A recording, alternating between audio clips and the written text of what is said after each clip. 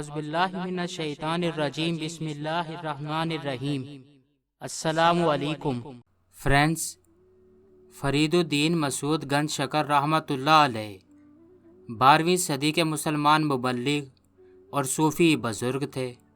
ان کو قرون وسطیٰ کے سب سے ممتاز اور قابل احترام صوفیہ میں سے ایک کہا گیا ہے۔ ان کا مزار پاک پتن پاکستان میں واقع ہے۔ فرید الدین گنج شکر رحمۃ اللہ علیہ کا اصل نام مسعود اور لقب فرید الدین تھا۔ آپ کی ولادت 1173 عیسوی بامطابق 589 عیسوی میں ہوئی اور وصال 1265 عیسوی بامطابق 666 ہجری میں ہوا۔ آپ کا خاندانی نام فرید الدین مسعود ہے اور والدہ کا نام کرسم خاتون اور والد محترم قاضی جلال الدین تھے۔ بابا فرید رحمۃ اللہ علیہ 5 سال کی عمر میں یتیم ہو گئے تھے۔ آپ بغیر کسی شک و شبہ کے پنجابی ادب کے پہلے اور پنجابی شاعری کی بنیاد مانے جاتے ہیں۔ آپ کا شمار بر صغیر کے مشہور بزرگوں میں ہوتا ہے جنہوں نے اسلام کی شمع جلائی اور صرف ایک اللہ کی دنیا کو پہچان کروائی۔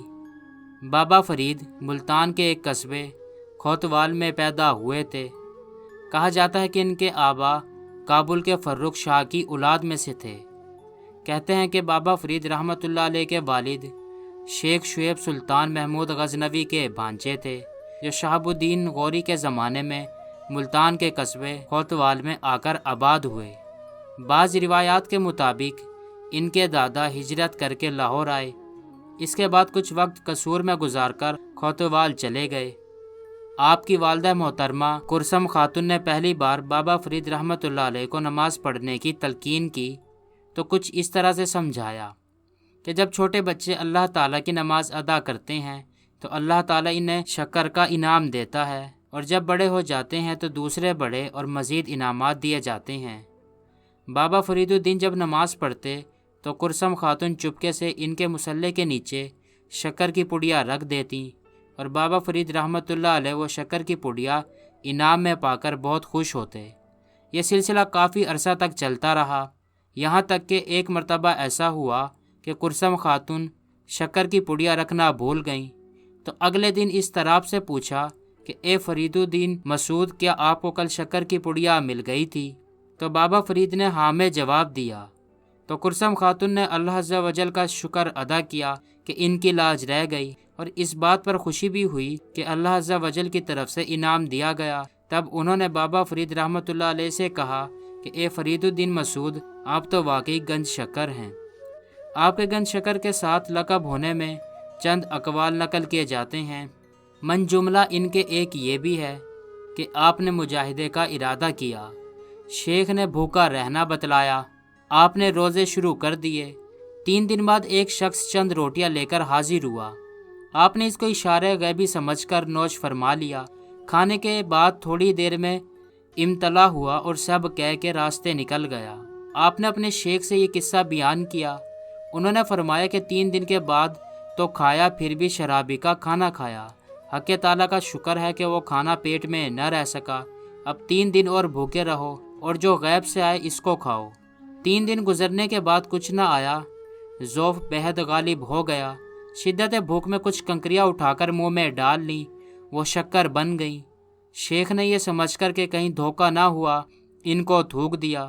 تھوڑی دیر بعد پھر شدت بھوک سے مجبور ہو کر کنکریاں اٹھا کر منہ میں ڈالیں، وہ بھی شکر بن گئیں۔ ایسے ہی 3 مرتبہ ہوا۔ صبح کو حضرت شیخ سے عرض کیا، حضرت نے فرمایا کہ بہتر کیا کہ وہ کھا لیا۔ اسی دن سے آپ کو گنج شکر کہنے لگے۔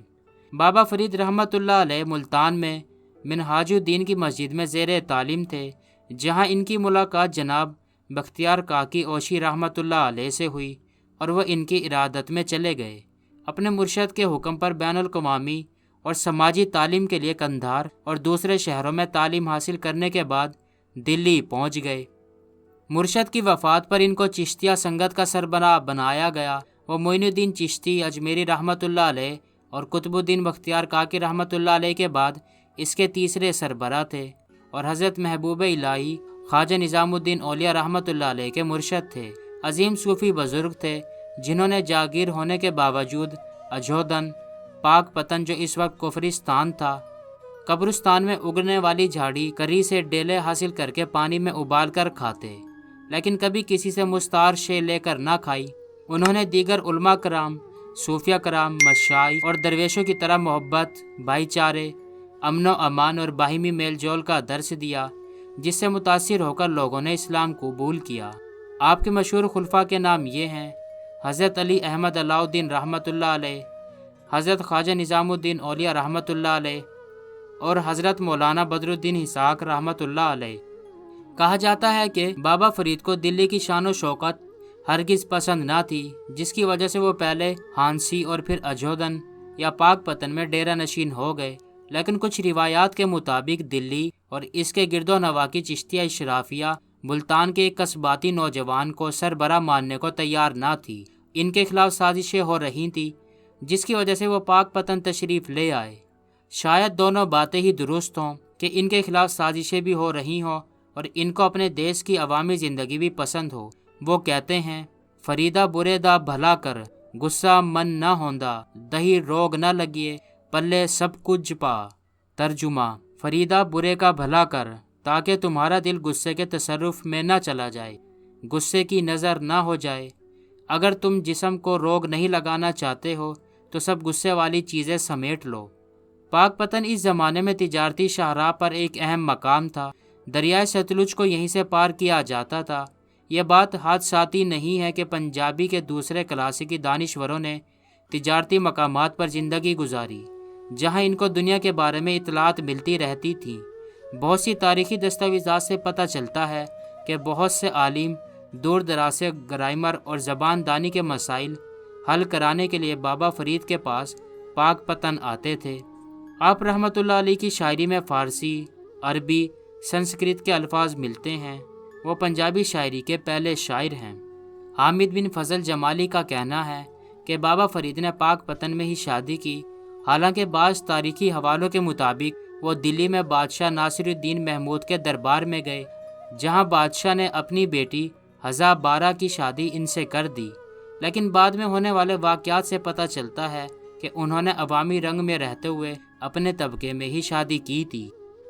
دوستو، بر صغیر میں خواجہ معین الدین چشتی رحمۃ اللہ علیہ کے سلسلے کے بزرگوں نے اسلام کی تبلیغ و ترویج میں بے مثال خدمات انجام دیں۔ ان میں سب سے اہم اور نمایاں شخصیت بابا فرید الدین مسعود گنج شکر کی ہے، جنہوں نے اپنے عمل، علم اور روحانیت سے اسلامی تہذیب اور ہندو تہذیب کے ٹکراؤ کو روکا۔ بابا فرید کے دور ہندوستان میں یہاں کے لوگوں کے ذہنوں میں جو علمی روحانی تبدیلی پیدا ہو رہی تھی، اسے انہوں نے محسوس کیا اور انہیں مسلمانوں کے قریب لانے کے لیے چشتیہ سلسلے کو منظم کیا۔ اسلام کے ہندوستان میں آنے سے فکر و عملی اور سماجی تبدیلی کے اثار پیدا ہو گئے تھے، لیکن اس میں بڑی تبدیلی بابا فرید گنج شکر رحمۃ اللہ علیہ کے زمانے میں اور ان کی رہنمائی میں ہوئی۔ انہوں نے دعوت کا طریقہ اپنایا اور اپنی زندگی کو قرون اولیٰ کے مسلمانوں کی زندگی کا نمونہ بنا کر پیش کیا۔ ان کے آداب زندگی ایسے تھے کہ لوگ انہیں دیکھ کر ہی سمجھ جاتے تھے کہ یہ اسلام کے ماننے والے ہیں۔ بابا فرید گنج شکر کے قائم کردہ صوفی مرکزوں سے ایسے باکمال صاحب فہم و نظر، مشفق معلم پیدا ہوئے، جنہوں نے اسلام کے پیغام کو ہندوستان کے کونے کونے تک پہنچا دیا۔ ان کے پاس جو غیر مسلم آتے تھے وہ انہیں عزت و احترام کی نگاہ سے دیکھتے تھے، کبھی ان کے مذہب و کلچر اور رسم و رواج کے خلاف بات نہیں کرتے تھے۔ انہوں نے نبی کریم صلی اللہ علیہ وآلہ وسلم کی زندگی کو نمونہ بنایا ہوا تھا۔ وہ ہمیشہ مہذب اور شائستہ لہجے میں بات کرتے اور اپنی بات پیار و محبت سے سامنے والے تک پہنچاتے تھے۔ حضرت بابا فرید رحمۃ اللہ علیہ کے دور کا پنجاب سخت گیر اور بہادر راجپوتوں اور جاٹوں کی آبادیوں کا علاقہ تھا۔ یہ فطرتاً جنگجو اور لڑاکا تھے۔ بابا فرید نے اپنے مشفقانہ طور طریقوں سے انہیں اپنا گرویدہ بنا لیا تھا۔ حضرت بابا فرید گنج شکر نے صوفی مبلغین کی تعلیم و تربیت کے لیے پاک پتن میں ایک بڑا جماعت خانہ بنایا ہوا تھا، جہاں شریعت اور طریقت دونوں کی تعلیم و تربیت کا انتظام تھا۔ یہاں سے تربیت یافتہ صوفیہ کو پورے ہندوستان میں بھیجا جاتا تھا۔ ہندوستان کا شاید ہی کوئی کونا ایسا ہو جہاں چشتیہ سلسلے کے مراکز نہ ہوں۔ وہ خود بھی دعوت و تبلیغ کے سلسلے میں دور دراز کے سفر کیا کرتے تھے۔